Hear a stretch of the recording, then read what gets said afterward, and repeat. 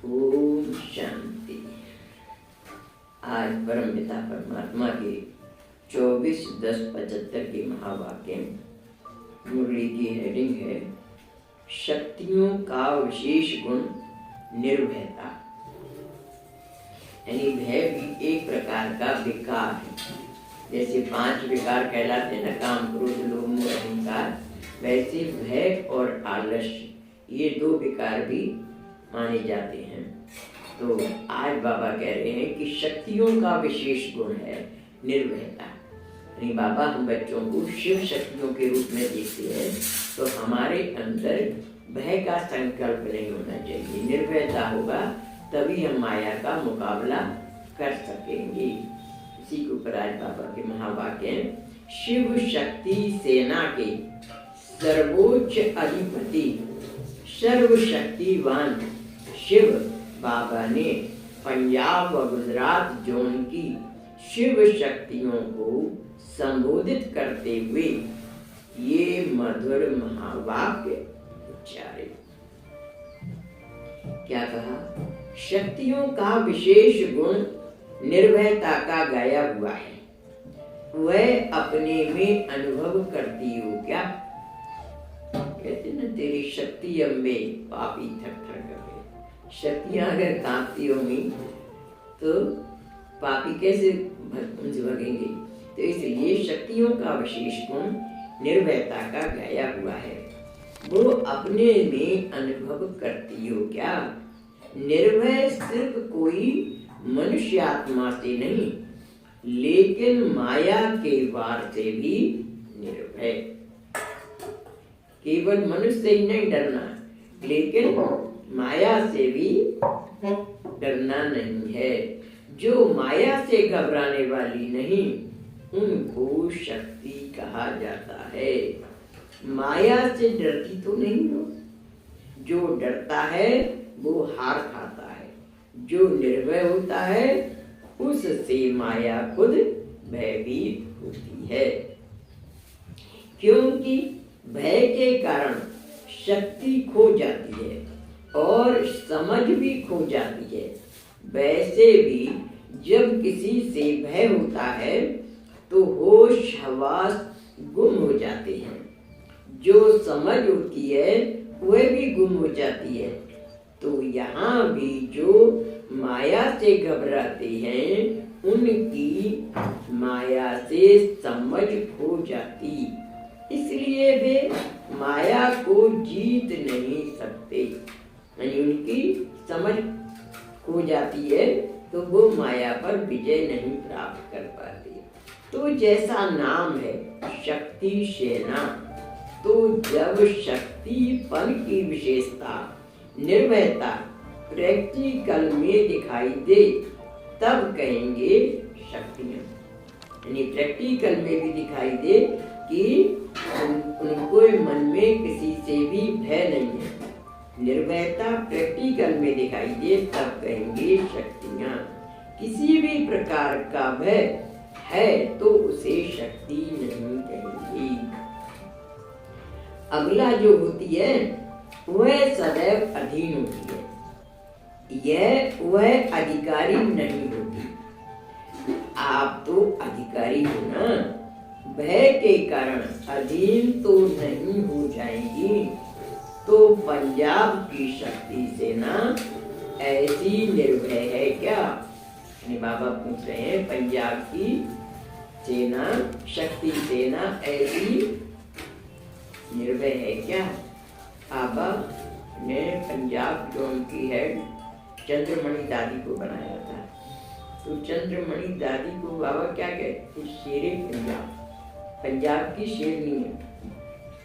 तो बाबा पंजाब की सेना से कह रहे हैं तो पंजाब की सेना ऐसी निर्भय है ना। जब से ब्राह्मण बने हो तो माया को चैलेंज दी है कि आओ माया, जितना बार करना हो उतना करो, मैं शिव शक्ति हूँ। माया के परवश होना अपनी किसी कमजोरी के कारण होता है। जहाँ कमजोरी है वहाँ माया है। जैसे जहाँ गंदगी है वहाँ मच्छर जरूर पैदा होती हैं। वैसे ही माया भी जहाँ कमजोरी होती है वह वहीं प्रवेश होती है। तो कमजोर होना अर्थात माया का आवाहन करना। खुद ही आह्वान करते और खुद ही डरते, तो फिर आह्वान करते ही क्यों? बाबा कह रहे हैं कि खुद ही माया का आह्वान करते और फिर डरते हैं। तो बाबा कहते हैं कि खुद ही कमजोरी का संकल्प ले आते तो माया आ जाती, माया आ जाती तो डरते हैं। तो बाबा कह रहे खुद ही आह्वान करते और खुद ही डरते, तो फिर आह्वान करते ही क्यों? ये नशा रखो कि हम है ही शिव शक्ति सेना। कल्प पहले भी माया पर विजयी बनी थी, अब भी वही पाठ फिर रिपीट कर रही है। कितनी भी बार के विजयी हो, हम कह रहे कितनी बार की विजयी हो? ये 5000 साल का सर्कल कितनी बार बीत चुका होगा और हमने माया पर विजयी प्राप्त की होगी। क्योंकि बाबा क्या कहते हैं, ड्रामा का हर सीन हूबहू रिपीट होता है। तो कल्प पहले भी और सब कल्प पहले भी कितनी बार माया पर विजय प्राप्त की है, तो डरने की क्या बात? पहले भी विजय प्राप्त की तो अभी विजय प्राप्त करेंगे। तो अनेक बार का विजयी है वह कितना निर्भय होगा, क्या वह डरेंगे? शक्तियों ने बाप को प्रत्यक्ष करने का नगाड़ा कौन सा बजाया है? कौन सा बजाया? बाबा कहते हैं कुंभकर्ण को जगाने के लिए बड़ा नगाड़ा बजाओ। छोटा नगाड़ा बजाती हो तो कुंभकर्ण करबड़ तो बदलते हैं, अर्थात अच्छा तो करते हैं परंतु फिर सो जाते हैं। जैसे नगाड़ा बजाते ना, आवाज हुई कान में गई, करबट लौट ली उन्होंने। अच्छा ये आत्माएं कार्यक्रम होते ना, बुलाते अच्छा करके चली जाती है, फिर सो जाती है। तो बाबा कह रहे हैं उन्हीं को कुंभकर्ण कहा है बाबा ने। तो छोटा नगाड़ा बजाती हो तो कुंभकर्ण करबट तो बदलते हैं, अर्थात अच्छा तो करते हैं परंतु फिर सो जाते हैं। तो उन्होंने लिए अब छोटे मोटे नगाड़े से काम नहीं होगा, इसलिए बार संपर्क बढ़ाना पड़े। उनका दोष नहीं है, वह तो गहरी नींद में है। तुम्हारा काम है कोई विशेष प्रोग्राम बनाए उनको जगाना। बाबा कह रहे हैं वे तो गहरी नींद में, क्योंकि वे लोग किसके आधार पर चल रहे हैं? शास्त्रों के आधार पर। शास्त्रों में क्या लिखा है कि कलयुग अभी बच्चा है, 40,000 वर्ष अभी कलयुग में और बाकी है। तो वे क्या सोचते हैं अभी तो 40,000 वर्ष बाकी है, अभी थोड़ी विनाश हो रहा है। तो इसलिए बाबा कह रहे हैं कि उनका भी दोष नहीं है, तो वे गहरी नींद में। तुम्हारा काम है कोई विशेष प्रोग्राम बनाए उनको जगाना। प्रवृत्ति में रहती अपने को सेवाधारी समझने से ही बाप को सदा साथी बना सकेंगे। यानी परिवार में रहते हुए भी अपने को सेवाधारी समझो तो बाप को सदा साथी बना सकेंगे।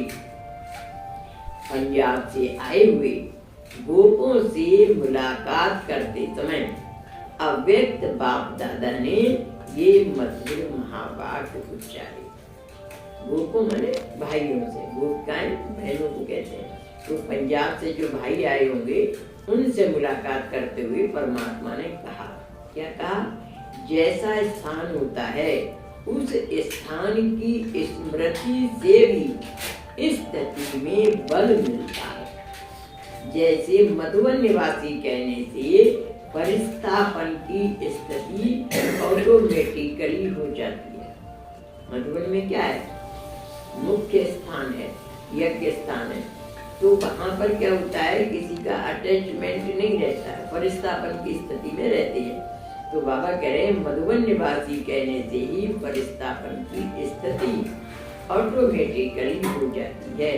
परिस्था अर्थात जिसका देह से रिश्ता नहीं, तो जो भी देह के रिश्ते हैं वो सब यहाँ भूल जाती हैं। थोड़े समय के लिए भी यह अनुभव तो करते हो ना, यानी भाई चाहे थोड़े समय के लिए जब तक वहां रहते हैं तब तक ही समझो, लेकिन थोड़े समय के लिए तो उसी कला में आ जाते हैं। इतना भी याद नहीं रहता है वहां जाकर के कि आज दिन कौन सा है। जब गुरुवार होता था या प्रसाद बढ़ता था तब समझते थे अच्छा आज गुरुवार है नहीं तो ये भी भूल जाते थे कि ये गुरुवार है, आज सोमवार है, मंगलवार है, मालूम नहीं पड़ता। वहाँ पर ऐसा फ्लाइंग वातावरण रहता है, उड़ते पंछी की तरह से रहती है। क्लास कर लिया, फिर योग कर लिया, फिर क्लास कर लिया, योग कर लिया, खाने के समय में खाने में पहुँच गए, चाय के समय में चाय में पहुँच गए। बकाया वहाँ दिन का महसूसता ही नहीं होती है। तो बाबा कह रही हैं कि थोड़े समय के लिए भी यह अनुभव तो करते हो ना। यह बीच बीच में मधुबन में आना इतना मुश्किल होते हुए भी यह अनुभव करने क्यों आते हो? बार बार यह अनुभव तो कराया जाता है। यहाँ का अनुभव वहाँ स्मृति में बल देता है। यानी तब पहले हम लोगों के कम से कम 4-5 बार तो साल में चक्कर लगी जाते थे, कभी योग भट्टी में, कभी अकाउंट की चेकिंग में, कभी किसी प्रोग्राम में। अब वो कोरोना की वजह से सब धीरे धीरे कम हो गया जाना, सब ऑनलाइन होने लगा ऑडिट, तो ऑडिट का जाना बंद हो गया। तो ऐसे करके पहले जाना काफी हो जाता था। तो बाबा यही कह रहे हैं बार बार ये अनुभव तो कराया जाता है, यहाँ का अनुभव वहाँ स्मृति में बल देता है, इसलिए मधुबन में आना जरूरी है। वहाँ प्रवृत्ति में रहते हो वह भी सेवा अर्थ। घर समझेंगे तो गृहस्थी, सेवाधारी समझेंगे तो ट्रस्टी। यानी परिवार में रहते हैं ना, तो भाइयों से बाबा कह रहे हैं कि घर समझेंगे तो गृहस्थी की नेचर बन जाएगी, और सेवाधारी समझेंगे तो ट्रस्टी होकर के रहेंगे। गृहस्थी में चारों ओर के कर्म बंधन खींचेंगे, सेवाधारी समझेंगे तो ट्रस्टीपन में मेरापन खत्म होगा। गृहस्थी में मेरापन होता है, मेरापन बहुत लंबा है। जहाँ मेरापन है वहाँ बाप नहीं हो सकता, जहाँ मेरापन नहीं वहाँ बाप है। गृहस्थीपन में हद के अधिकारी बन जाते हो। मेरा माना जाए, मेरा सुना जाए और मेरे प्रमाण चलना चाहिए। यानी गृहस्थी में क्या हो जाता है, मेरापन आ जाता है, तो मेरी बात मानी जाए, मेरे अनुसार चला जाए, मैं जो कह रहा हूँ उसको सुने सब लोग। जहाँ हद का अधिकार है वहाँ बेहद का अधिकार खत्म हो जाता है। अब बीती को बीती करके फुल स्टॉप लगाते जाओ। बाबा क्या करें, जो बीत गया सो बीत गया, अब बीती को बीती करके फुल स्टॉप यानी बिंदी लगाते जाओ। फुल स्टॉप बिंदी होता है, फुल स्टॉप नहीं लगाते, अर्थात बिंदी रूप में स्थित नहीं होते हो। वह आश्चर्य या कॉमा या क्वेश्चन लगा देते हो। बाबा कह रहे हैं बिंदी नहीं लगाते, बल्कि क्या लगा देते हैं, कभी आश्चर्य का चिन्ह लगा देते हैं, कभी कॉमा, कभी क्वेश्चन का चिन्ह लगा देते हो। आश्चर्य की निशानी क्या कहें, जो कहते हैं ऐसे यह होता है क्या, यानी आश्चर्य कैसे कहते हैं, ऐसे होता है क्या, ब्राह्मणों में यह बात होती है क्या, यानी आश्चर्य करते हैं, ये बात होती है क्या। यह आश्चर्य की निशानी हो गई, यह भी नहीं होना चाहिए। यह क्यों हुआ, क्या, क्यों, क्या कहना, यह क्वेश्चन हुआ, यह भी व्यर्थ संकल्प उत्पन्न होने का आधार है। जो होता है उसको साक्षी हो देखो। क्या कह रहे हैं बाबा, आपका रिएक्शन न तो आश्चर्यजनक हो और न क्यों क्या का क्वेश्चन मार्क हो। जो भी हो रहा है साक्षी होकर के देखते जाओ। तो साक्षी होकर के देखेंगे तो क्यों क्या का संकल्प नहीं आएगा। यह भी व्यर्थ संकल्प उत्पन्न होने का आधार है। जो होता है उसको साक्षी हो देखो। साक्षी के बजाय आत्मा के साथी बन जाते हो। यानी जैसे किसी ने कोई बात कही ना, तो उस आत्मा की हाँ में हाँ मिला दी, उसको साथी बन गए। तो बाप के साथी के बजाय आत्मा के साथी बन जाते हो। अच्छा, ऐसी बात है, मैं तो ऐसा समझता हूँ, मैं भी ऐसा समझता हूँ।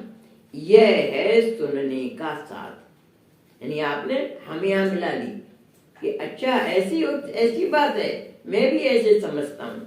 यह है सुनने का साथ और सुनाने का साथ। यानी जिसने बात कही उसकी हमें यहाँ मिला दी तो सुनाने वाले का साथ हो गया।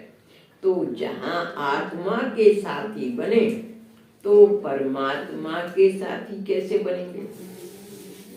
अब परमात्मा क्या कह रहे हैं कि हर बात में फुल स्टॉप लगाओ, और साथी कह रहा है कि ऐसी ऐसी बात हुई, तो आपने कहा अच्छा ऐसा भी होता है, तो आपने उनकी साथी बन गए।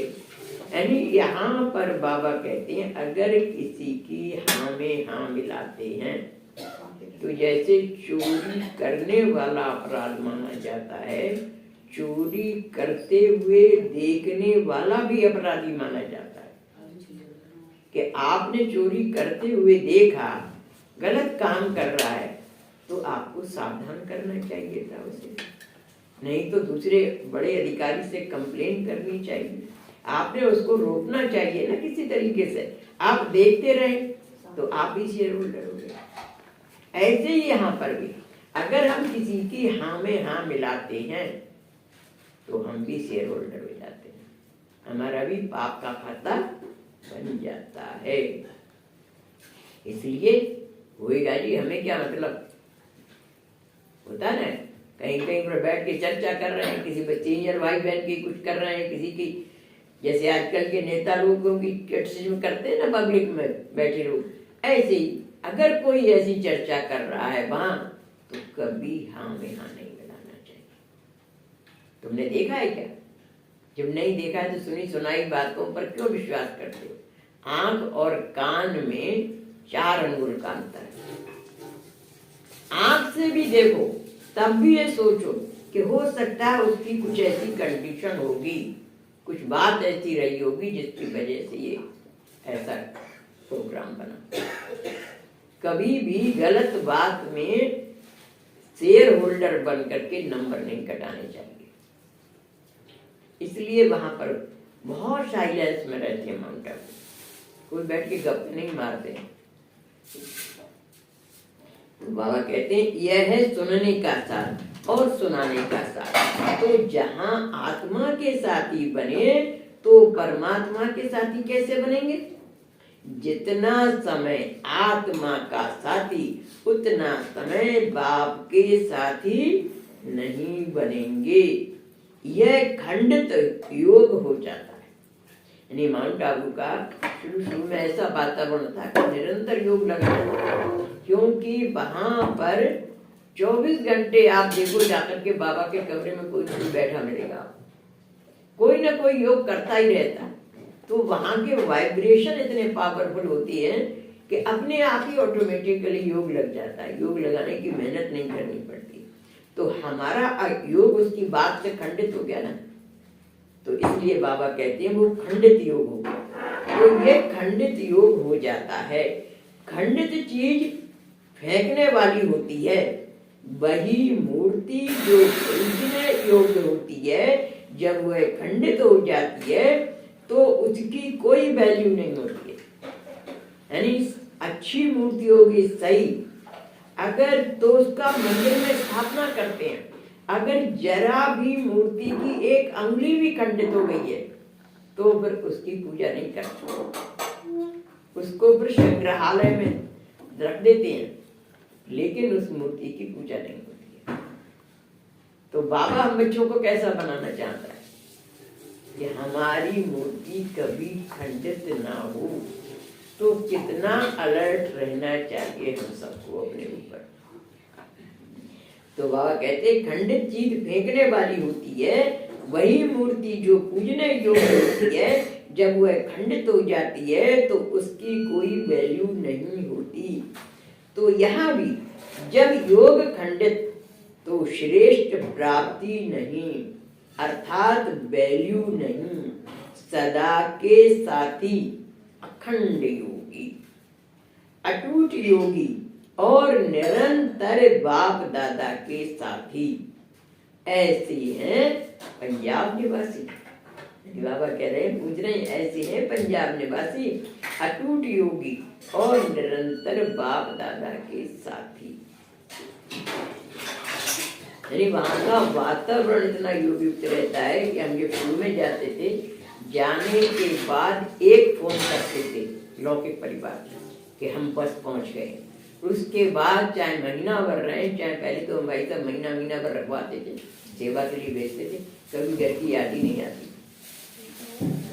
संकल्प भी नहीं चलता था, पूछते भी नहीं थे, कभी फोन भी नहीं लगाते थे। फिर आने के समय में कि हम इस ट्रेन से आ रहे हैं, ऐसे वहां का वातावरण रहता है। इतना रम जाते, खो जाते, रोना आता था जब हम वहां से लौटते थे। बाबा के कमरे से विदाई देती थी, रोना आता था। इस मुरली का विशेष तथ्य क्या है? पहली बात, जैसा स्थान होता उस स्थान की स्मृति से भी स्थिति में बल मिलता है। दूसरा, प्रवृत्ति में रहते घर समझेंगे तो गृहस्थी, सेवाधारी समझेंगे तो ट्रस्ट। यानी सेवा का संबंध अगर परिवार में मान के चल रहे हैं तो आप ट्रस्टी बन के रहेंगे, आपकी डिस्टरबेंस नहीं होगा। ट्रस्टी का मतलब देखभाल करने के निमित्त है। घर तो भगवान ने सेवा के लिए, जैसे आश्रम है, हमें सेवा के लिए सौंपा है। मेरा घर है क्या, मैं तो घर छोड़ के आई हूँ। ऐसे ही आप भी अगर ये भावना लाएं अपने परिवार में रहते हुए कि मैं यहाँ सेवा के अर्थ हूँ, मेरा ज्ञान का नया जन्म है, तो आपको परिवार वालों से कोई कंप्लेन नहीं हो। ठीक है, जिसका जो पार्ट है तो प्ले कर रहा है। तो बाबा ये कह रहे हैं, प्रवृत्ति में रहती घर समझेंगे तो गृहस्थी और सेवाधारी समझेंगे तो ट्रस्टी। तीसरी बात, अब बीती को बीती करके फुल स्टॉप लगाते जाओ तो व्यर्थ संकल्पों का चक्कर चलना रुक जाएगा। जो भी बात बीती है उसको फुल स्टॉप लगाओ। चौथी बात, सिर्फ मनुष्य आत्मा से ही नहीं बल्कि माया के वार से भी निर्भय आत्मा शक्ति है। शक्ति स्वरूप किसको कहेंगे? केवल ये नहीं है कि हम किसी मनुष्य से भयभीत नहीं, लेकिन माया के वार से चैलेंजिंग मूड होना चाहिए, फाइटिंग मूड। आओ माया देखते हैं, दोनों में से कोई एक बचेगा। मैं तो ऐसे ही करती थी, आओ देखते हैं कितनी ताकत है।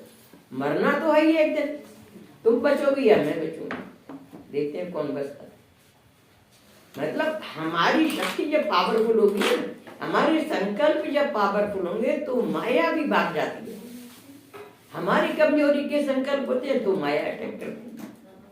सामने वाला पहलवान होता है तो सामने वाला जो होता है उसको भी हैंड अप कर देता है।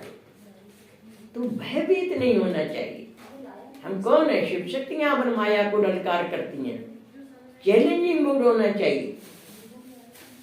तो फिर मनुष्य आत्मा से भी नहीं, माया के वार से भी निर्भय आत्मा शक्ति है।